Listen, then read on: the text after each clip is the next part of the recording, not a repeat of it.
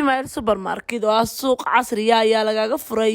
Supermarket-kan ayaa waxaad ka heli doontaa dhammaan adeegyada kala duwan dhanka uduga, sidoo kale cabitaanada kala duwan iyo waliba khudaarta. ku soo dhawaada baharadan oo adeeg walbaad ka helaysaan oo xaafadan ku taala 150ka oo magaceedana la yiraahdo Optimal Supermarket. Waxa caawa halkan xariga laga jaray meherad supermarket ama suuq loogu magacaabo Optimal gaar ahaan kaalinta qamar caawa halkan xariga jirkiisa ka dhacay macaamiisha waxa rajeynayna ka heli doonaan dhammaan adeegyada ay u baahnaayeen.